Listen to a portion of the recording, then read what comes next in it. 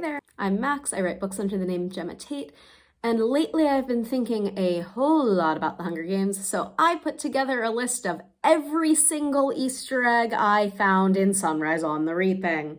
Obviously, spoilers for the newest Hunger Games book. If you have not read it yet, do not stick around unless you want to ruin it for yourself.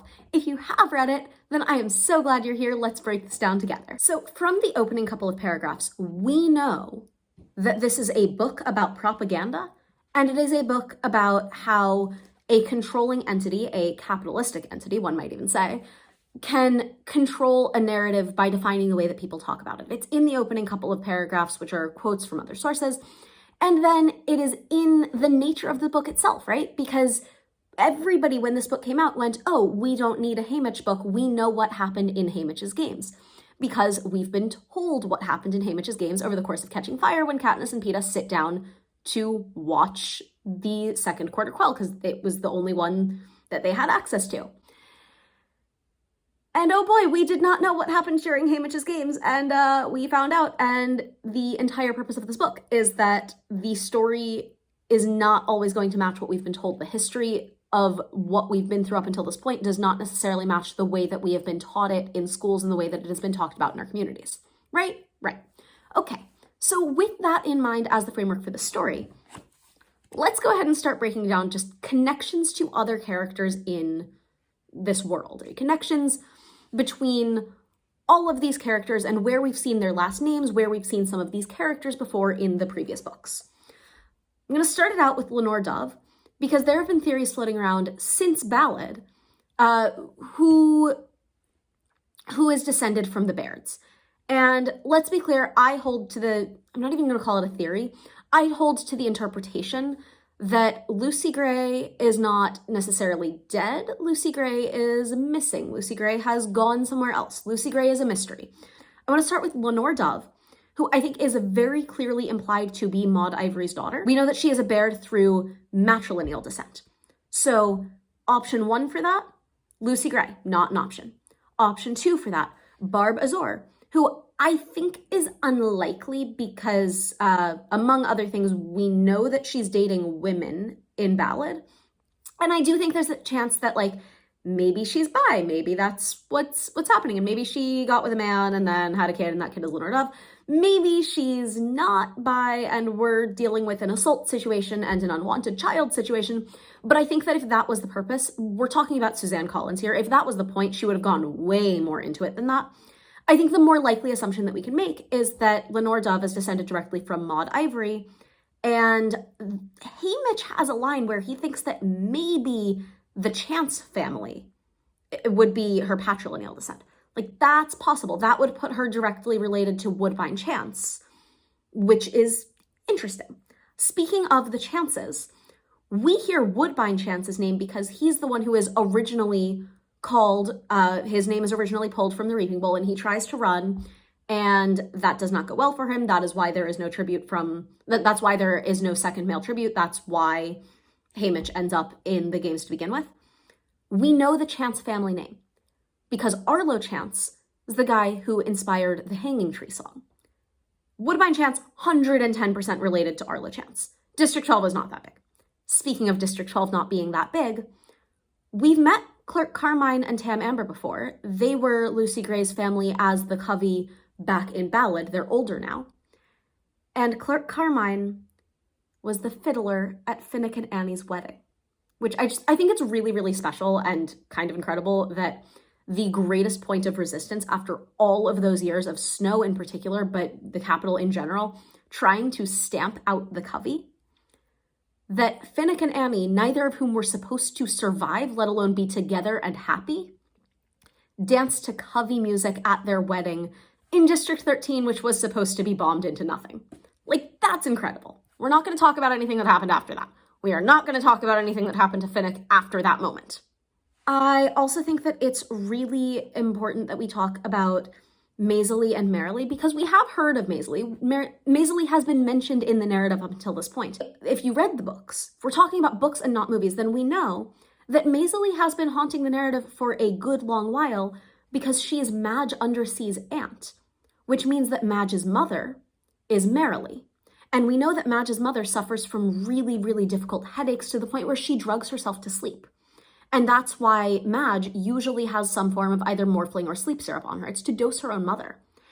The fact that Maisley and Merrily are identical twins adds a whole other layer of complexity to it, because Merrily is looking at herself in the mirror and seeing herself at ages that Maisley would never get to be.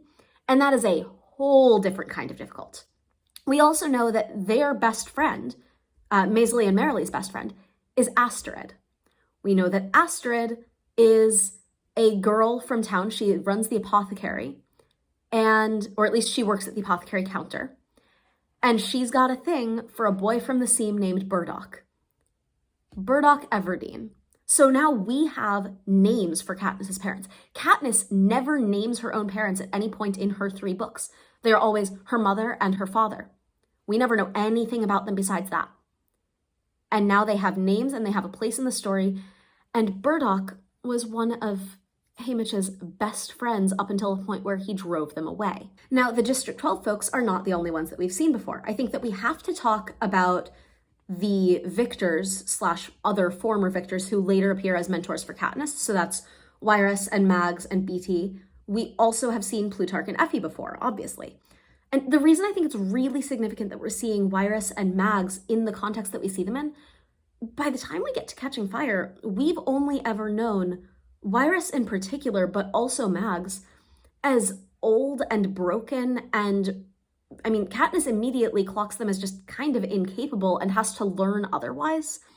And Haymitch's reaction to Katniss saying that is something along the lines of, don't underestimate them. Anybody who is here in the Victor's Court or Quell is somebody who won their own games, and they did it either by being very, very smart or very, very vicious. And it's revealed that Wiress won hers without shedding any blood at all. And Mags has been sitting around mentoring since her own games. She was the first victor to have to mentor another tribute. And BT has been trying to overthrow the system for easily a decade at this point. And what I really do think that this book throws into really sharp relief is the idea that reapings are, to some extent, rigged. They're not necessarily rigged the way that some people online have been saying, which is like, yeah, Prim's name was in the bowl because Snow knew that Katniss would volunteer and it was to punish her for hunting, and like, absolutely not. Let's have some basic media literacy here. I do think that the reapings in general are a really good statement on class consciousness, class versus odds, and how the math really doesn't work out to be in anybody's favor because anybody's name can be pulled from the bowl. However, the system is rigged against the people who have less, because of the whole thing where kids can take out Tesserae, right? Right. It's the whole thing with Gale's name being in the bowl 48 times, as opposed to Madge's name being in there 5 times, because Gale has taken out Tesserae for his whole family, and those things have stayed with his name every single year up until the point when he's 18, as opposed to somebody like Madge who doesn't need to buy Tesserae, whose name is only in the bowl 5 times. And Gale has a really snippy comment about it, where it's just like, your name's never going to be picked, the games don't touch you. And I do think that it's a really interesting statement on the idea that District 12 didn't really remember Maisley, with the exception of Katniss's mother, who we now know was Maisley's best friend, and even she doesn't even mention it until the Quarter Quell is being talked about, and everybody goes, oh, right, the last Quarter Quell, they picked 4 tributes from our district instead of 2. And Katniss's mom goes, oh, right, I had a friend who went that year. Like, that is, I think, really significant that they've lost so many. They don't even remember all of them. And Lucy Gray is, by the way, not as forgotten as everybody thinks, but they don't talk about her. Kids lost to the games and to the Capitol are not talked about because, I mean, if you think about it, just the sheer scale of it, there would be too much grief. But back to the context of the reapings. Even not knowing about how Madge's family has been affected up until this point, Gale looks at Madge and goes, oh, you will never be affected because your name's only in there 5 times to my 48. And Prim is still picked with 1 slip in the bowl. The reapings are not rigged to the point of Prim was always going to be picked. However, the reapings are selected to fit a certain narrative. If you are of a lower class, you are going to be in worse shape. And the idea is to pit people in the district against one another. Gale is playing right into that capital narrative's hand with that snippy comment to Madge because it is sowing division within the district. And we also do know that the reapings can be rigged because that's why Empert is in the arena. It was never going to be anybody else from District 3 because of course Empert is in the arena and of course BT has been forced to go along as a mentor. Because if BT was trying to upset the system and the point of the system is to renew itself time and time again through brutality, of course Empert was always going to go in the arena. Of course he was never going to come out alive, which what the Capitol didn't quite understand in that exchange is that Empert was, of course, going to go in knowing those odds because he is not a stupid kid. And he was going to do what he could to upset the system. So there's that. The bigger one who I find really interesting in this mix is Plutarch, who has apparently been trying to rebel and start a revolution since he was a kid. And I think it's really telling that Plutarch is the only person in the Capitol that we have seen who has a library. He is the only person who has access to stories from before the Dark Days.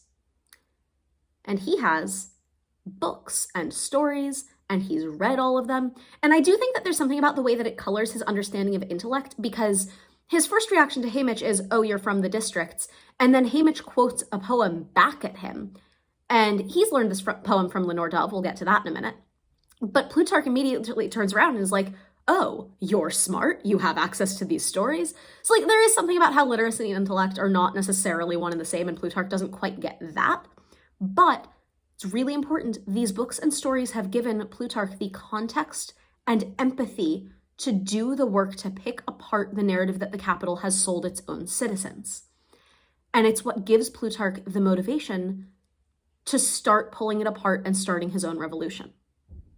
Now, how about the way that the Covey are doing the exact same thing? Because the Covey are also custodians of books and literature and stories and poems.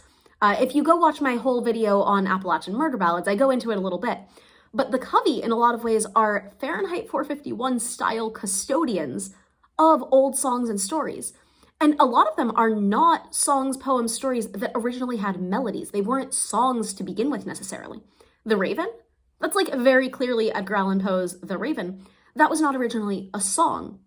But somewhere in Covey history, it's become very clear that they felt the need to write things down and record them that way, and then pass them down generationally. And you can't necessarily do that by writing things down because you can't trust that the next generation is going to have access to the physical document that you made. You can't trust that the next generation is going to be able to read and write because those are things that have to be taught. What you can trust is that the next generation will be able to get an earworm and remember the words that you put to that tune just by the tune itself. And so that's how you get something like the Valley Song, which Katniss stands up and sings when she is a teeny tiny child in like maybe the equivalent of first grade, the first time that she and Peeta meet. And Peeta remembers it for the birds stopping singing to listen to her, just like her father. But in reading it, I clocked it as, oh, a valley song in an area that is pretty clearly somewhere in that little triangle of Virginia, North Carolina, West Virginia, maybe Kentucky. That's down in the valley. And you see that with all kinds of bits of musical repetition where it very clearly belongs to a musical tradition tied to broadside ballads, which are designed to give information and history in the form of song that forces not just the singer, but also the listener and anybody whose head it gets stuck in to remember the information that those stories are telling. And it's a really clever way of keeping and passing down information through music, even when the people who made that music and the people who told those stories are no longer around to keep telling it. And we even hear it with Maisley's grandmother, who has given her this advice that nothing you can take from me was ever worth keeping. Now, there are a lot of people on the internet who are wandering around saying, oh my God, Maisley's grandmother was Covey. I don't think so.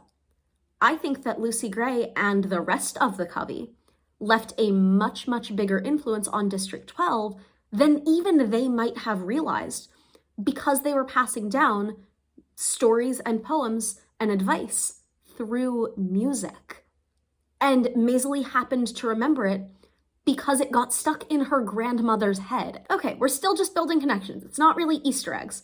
But let's be so clear. The parallels between Katniss insisting on eating with her hands in the train just to make Effie Trinket uncomfortable, and Maisley deciding to very carefully eat everything with silverware, including a sandwich and bacon that nobody on God's green earth would eat with silverware, just to make Drusilla uncomfortable. Fast forward to the point in The Hunger Games when Haymitch sends Katniss and Peeta a feast with napkins and silverware, and you can just imagine it in his head that it is exactly what Maisley would have wanted. It's just like her picnic with Haymitch. It's a poster that he's painting for them to honor Maisley with this book added into the mix, and that's really incredible. Still just making little teeny connections. If you talk to anybody in West Virginia and Kentucky, particularly West Virginia, Abernathy is an old bootlegging family. Haymitch's legacy doesn't come from nowhere. Suzanne Collins has done her research. I also want to talk about Effie. Effie is the other really obvious connection who has shown up at this point in the narrative. I think it's really telling that Effie did not set out on an academic track to be involved with the Hunger Games as far as we know. We know that she's in university. We know that she's basically the Elle Woods of her own class. And we know that she's doing the best she can to keep giving the District 12 kids a little bit of dignity. She's not doing it for the sake of the district kids. She's doing it for the sake of her little sister because she doesn't want her little sister to fail a class. But I think it's a really interesting example of how people are, by the time we get to Katniss's time, much more jaded and have been through so many more years of this. At this point in the story, the games are becoming something more like what we see in Katniss's time, but they're still rough around the edges. There's still cracks in the veneer of what it's pretending to be and what it's trying to be. And Effie's really representative of those cracks. Now, what I do think is interesting is that we know from the later books, Effie has a thing for architecture and interior design, and it appears to be an academically informed thing for architecture and interior design. The whole reason why Effie gets into trouble in District 11 on the Victory Tour in Catching Fire is because she wants to go look at the arched ceilings and the architecture of the District 11 Justice Building, and she gets yelled at because she is not where she's supposed to be. I think it would be really interesting if Effie was in school studying architecture. I also think it would be really interesting if we think about why she would be studying in architecture, because we know that at this point, the games have gone from being a project that some students in the capital work on at the academy to a project that has become a career option for students who are in various academies and the university. I think it would be fascinating if Effie was an architecture student studying to become a game maker and a game designer. I don't know if that's what's going on. That's like total pure random theory, but it is a thought. I do think that it is fascinating that she kind of just ends up stuck with District 12 forever. And it does not appear to be because it was a punishment for her in any way. It doesn't appear to be because she was affiliated with the wrong people. However, I do want to talk about the Trinket family's shame, because where the hell did she get clothes with blood on them that belonged to her great aunt and uncle? Like, that's... She also says that it's not as bad as having been rebel sympathizers, the source of the Trinket family shame. So what is it as bad as? What did the Trinket family do? My personal thought is that I think they must have been cannibals, but who knows? Who knows? Now we're going to get into Easter eggs, and I think things that are really very carefully, intentionally placed by Suzanne Collins. The most telling of all of it is that Haymitch swears to Lenore Dove that the sun will not set on another reaping after his. And it's true, because he is the last name reaped for the Hunger Games ever. In the third quarter quell, his name is drawn. But let's be very clear. His name was not technically drawn for the games that he went and competed in.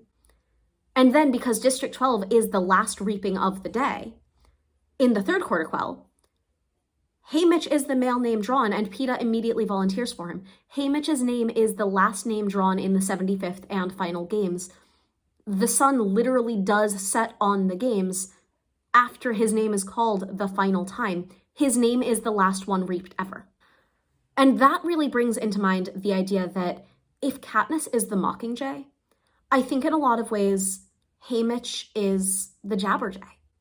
Because he's not the chosen one. In so many ways, Katniss is Haymitch, but luckier. I mean, really in every way. They've each lost a parent to a mine accident. Although, we're going to talk about that in a minute too. I'm not sure that Burdock's death was accidental. But we are aware of the similarities between the two of them from the very start. They're both seam kids. They both have some physical advantages in the games, but they have to outsmart whoever else is in the arena. Just sheer endurance isn't going to do it for either of them. We also know that they're each doing mildly rebellious things. Haymitch is bootlegging, Katniss is hunting, but they're doing it mostly for the sake of keeping their families alive. Haymitch's family needs the extra income, Katniss is keeping her family alive, and I think the parallels between Sid and Prim are really, really clear. That said, in every way, Haymitch is the less lucky version. Neither of them are supposed to be in the games that they're in. Haymitch is pulled into his on threat of pain to everybody around him.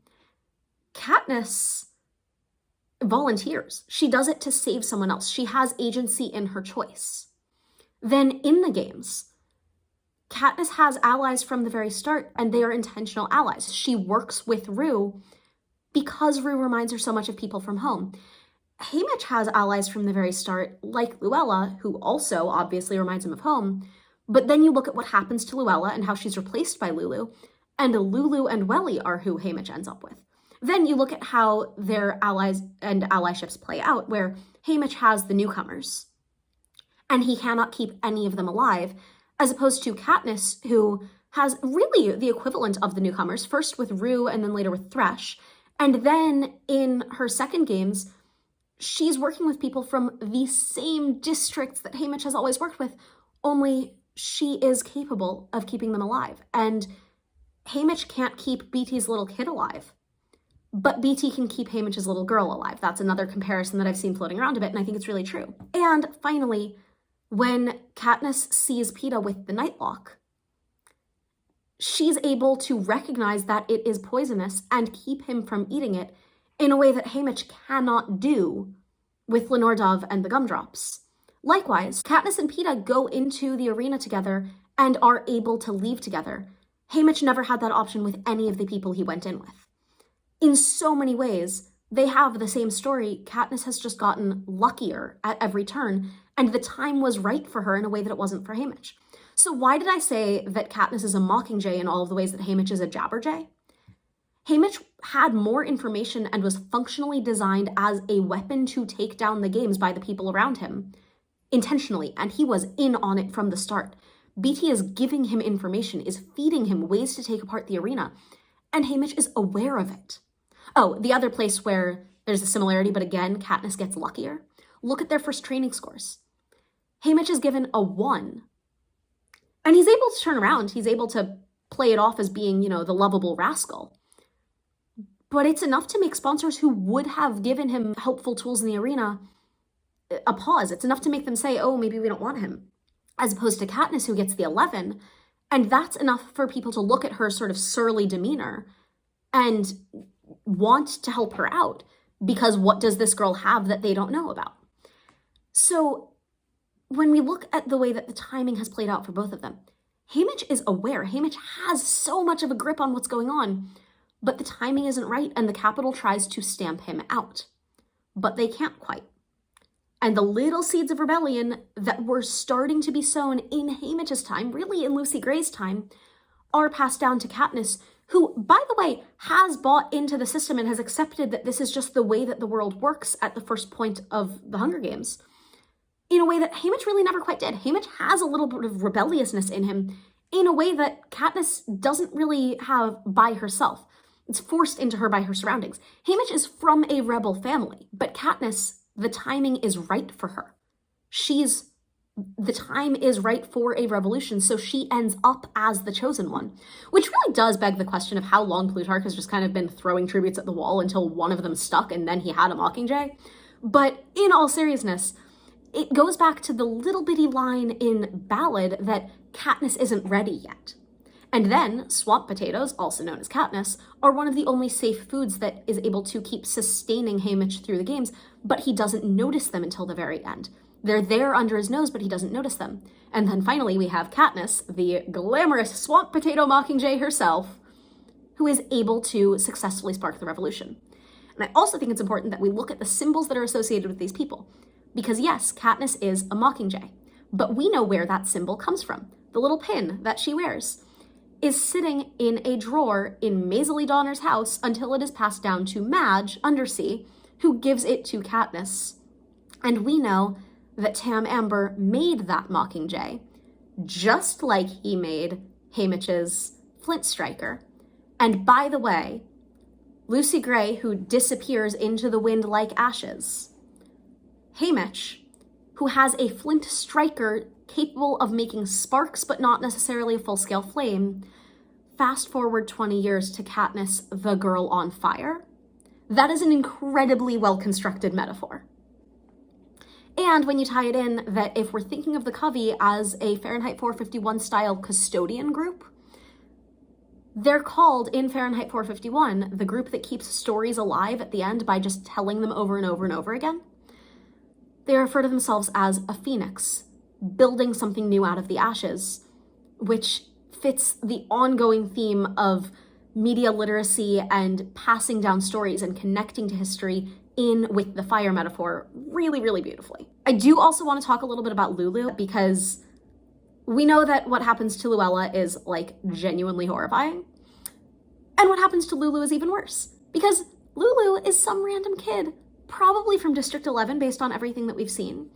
And I also do think that it's important. Music is what links Lulu back home to her people, even for a short little moment. She starts singing a song, which is pretty clearly a field song. And I do think that given that District 11 is primarily Black and we're talking about a field song and a work song, there is a whole other history to tap into there about how singing a song is what leads Lulu back to her people, even temporarily. That is a fascinating bit of musical history connection that I do think is important to talk about. But Lulu, who looks like Luella but not, is interesting. A, because it makes me really think about how Haymitch must have looked at a hijacked Peeta. How long did it take Haymitch to register that Peeta was hijacked but not a body double? But I want to talk about Lulu's name, because Lulu is named after Luella, kind of, but she's really named after Maisley's canary, because Maisley has a canary. And we know that because Lenore Dove is like horribly offended at the fact that Maisley would keep a canary locked up. But we also know about the canary from, again, Catching Fire with Astrid talking about Maisley, because Astrid gets the canary after Maisley doesn't come home, and Katniss talks about it. But I also think that it's really relevant to talk about how a canary in a coal mine is something that in our current history we talk about as a point of cruelty, because mining industry people would tell the actual miners to take a canary down with them, down into the mines, and if there was poisonous gas, the bird would stop singing, and that was the miners' signal that they needed to get out of there. The birds did usually stop singing, and any miners who were capable didn't let the birds die. They came up with all kinds of methods and technology and medical procedures to help the birds be okay again once they got them back up to the surface. Whether you're looking at it as a symbol of industrialism or a symbol of cruelty, you can also look at canaries in coal mines as symbols of compassion, unintended by the people who set them up as part of the system in the first place. And I think that that is fascinating when you consider that District 12 is a coal mining town and Maisley has a canary that is intentionally being kept out of the mines. Yes, it's a caged songbird, but it's also an act of compassion.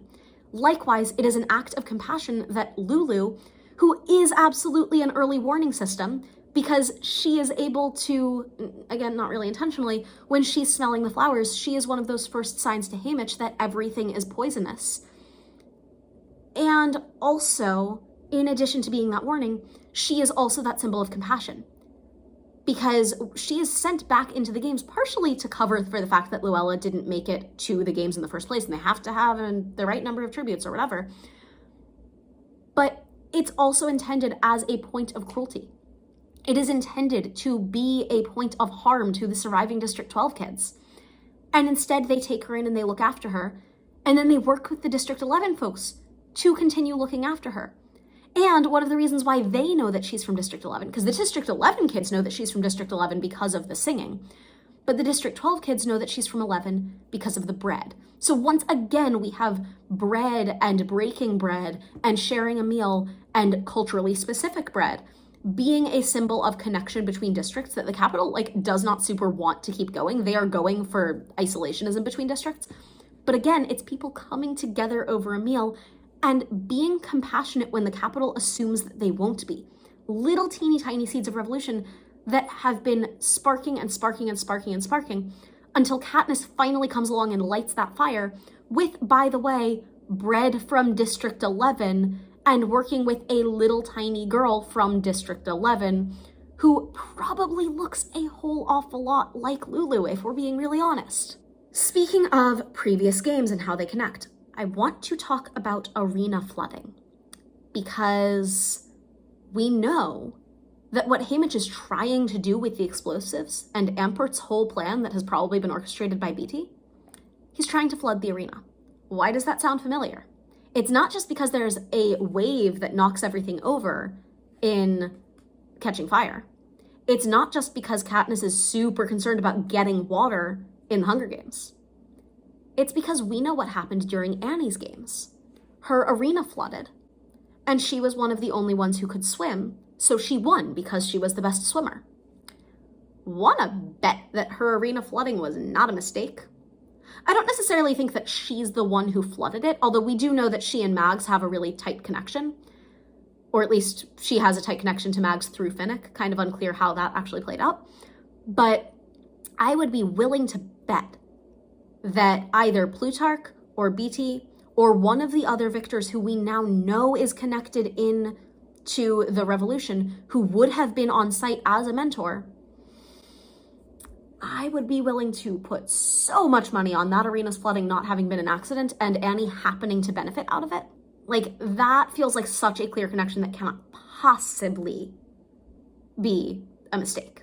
Speaking of things that cannot possibly be mistakes, speaking of Mags, the first thing that she says was her strategy in the arena was to protect her district partner. And that's exactly what we've seen her do at every turn.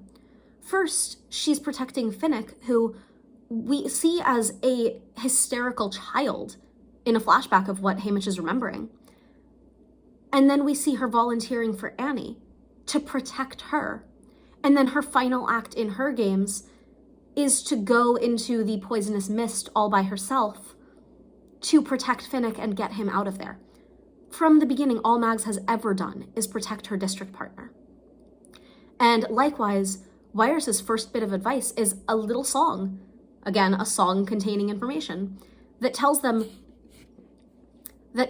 where to go and what to prioritize. Food, shelter, water.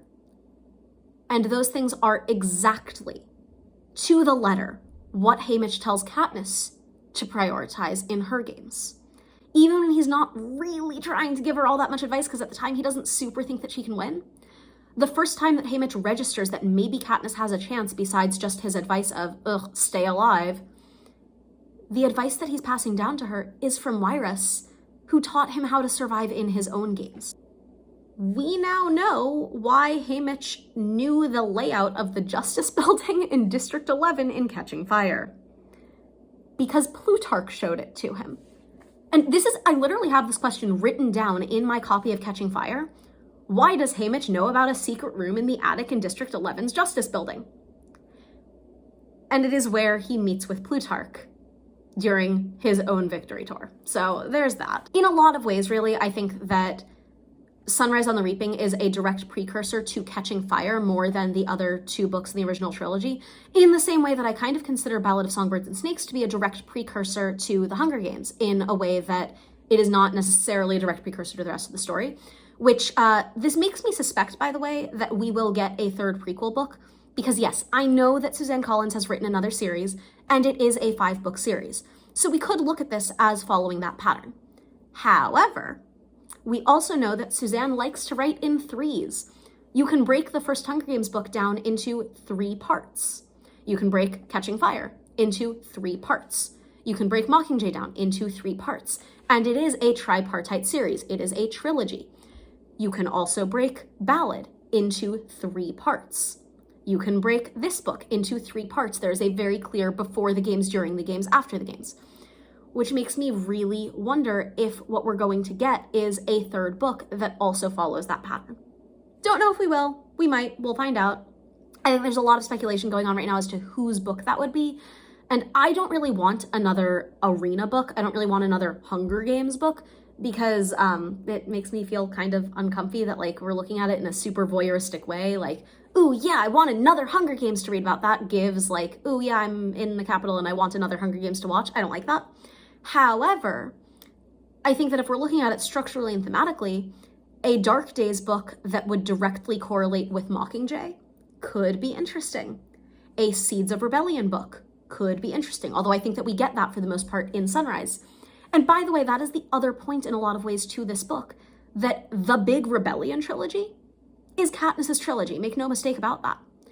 But you don't get to a rebellion like Katniss's without people like Haymitch and Beatty and Plutarch, who had been trying and failing for years and figuring out how to make it work, because you have to have people with the knowledge of how to do it and the time for the pieces to come together, and you have to have a little bit of luck, and society has to be ready for it. And all of those pieces don't come together fully until Katniss's time. Haymitch tries and keeps trying for the duration of his book. And it's not really successful until literally 24 years later. So that, I think, is also really telling in terms of a grander point that Suzanne Collins is making here. And to the point of how much time has progressed by this point, I think it is fascinating that this takes place at a point when 12 is still making money. Because even people in the scene who are financially struggling can afford candy, are not living life on an empty belly every single day. And I wonder how much of that has to do with the evolution of technology to no longer rely on coal as much. I think that is a question. But I also think that there's something to it in terms of how much and how early kids in District 12 are allowed to learn about mining. Because this sticks out to me like a sore thumb in the original trilogy. Kids, and Katniss talks about how kids don't learn skills in school that would be helpful to them in the arena in District 12. Kids in 7 learn how to use an axe. Kids in 4 learn how to swim and fish. Kids in 12 have no skills that would allow them to survive the arena, which is interesting because you know what industry has prioritized and tried to keep going with child labor more than almost any other? I mean, like, yes, you could talk about District 8 and textiles, but goddamn coal mining. Coal mining has relied on child labor for literal hundreds of years, so it is fascinating that District 12 doesn't.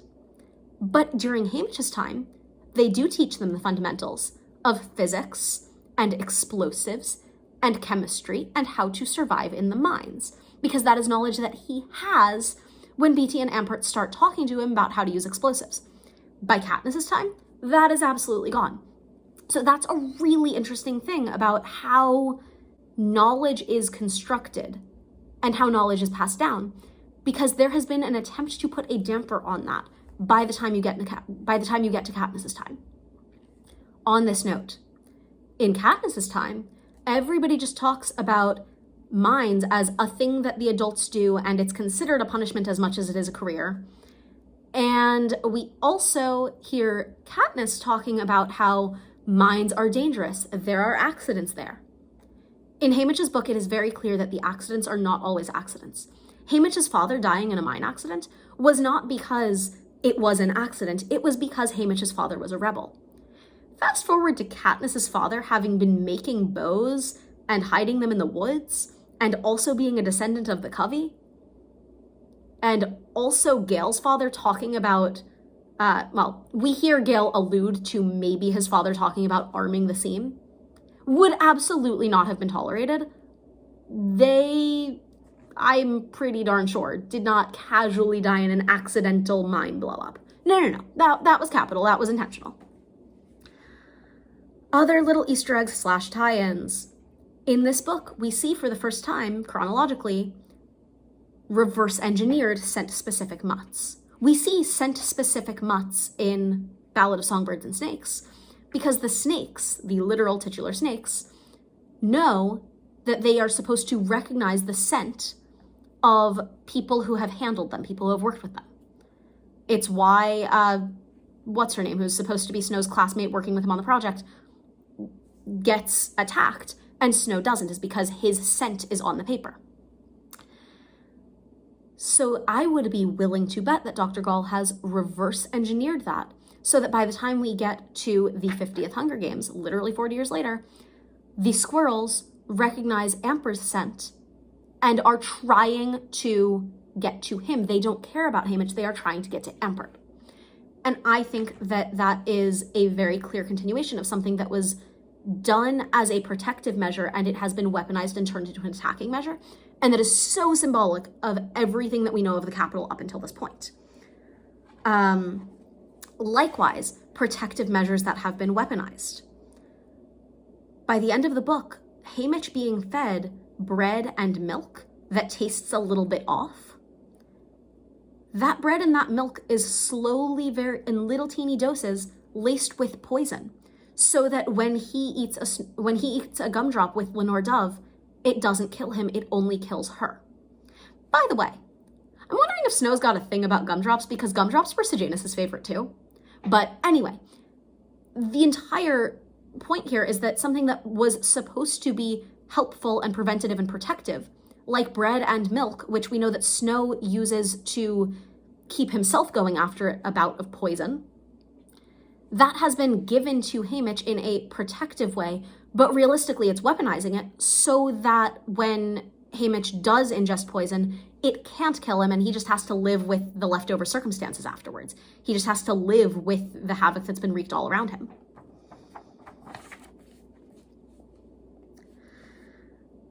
By the way, on this note, I think it's fascinating that nobody in the Capitol is necessarily safe either.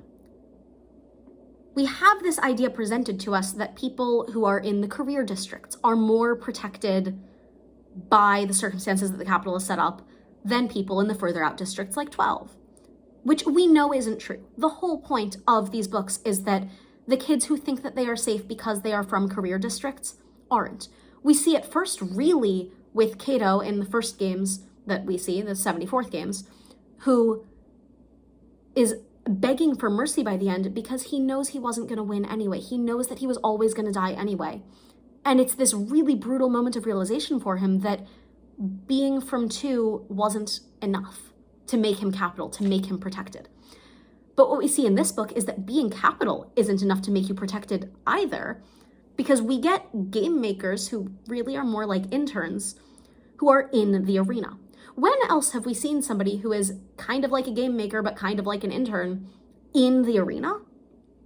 Snow, who pissed off the government and got sent in to fix his mistake. Admittedly, his mistake at the point was Sejanus, who also, despite being in the Capitol, was still from a district and therefore not considered fully district. It's like a really multi-layered thing, but I do think it's important that nobody is functionally safe from a techno-fascist ideology. Yes, I said it. The Capitol in the Hunger Games is a techno-fascist state, and nobody is truly functionally safe within it, except for the very, very, very tippity top of the elite, and even they are not truly safe from it either.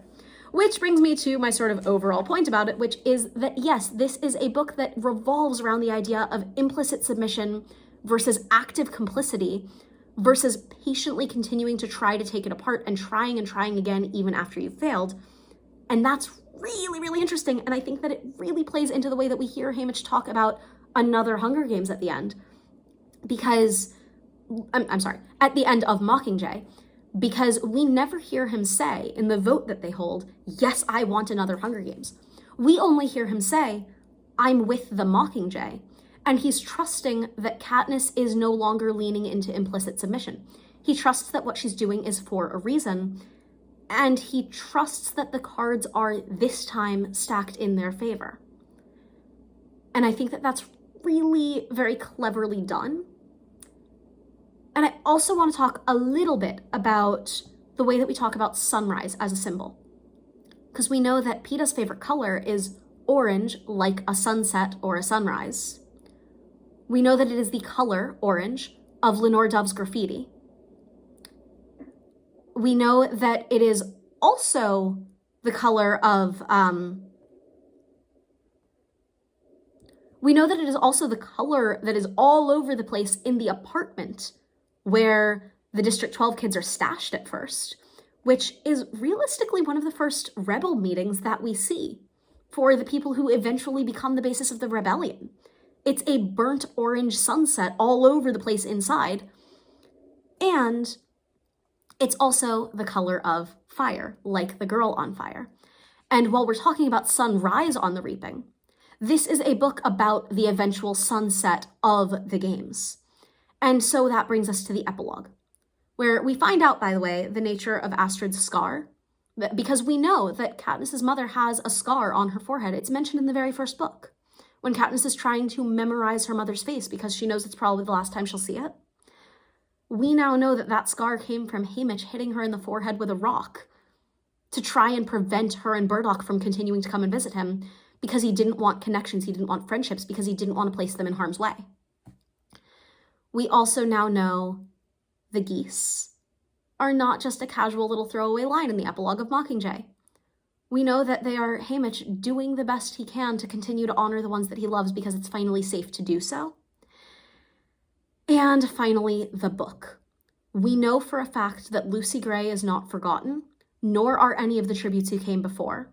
And by the way, when we're talking about numbers of tributes who came before, if I've done my math right, if you count up all of the tributes from all of the games, 24 tributes per Hunger Games, plus another 24 from Haymitch's games, but also minus 24 because the 75th games are all repeats, 1,776 tributes in total, 1776. We know from this book that the reaping is on July 4th. If there was any doubt as to whether or not this damn book is about us, haha, welcome to America. Anyway, looking at the way that this book really links into the epilogue, it's this idea that you try.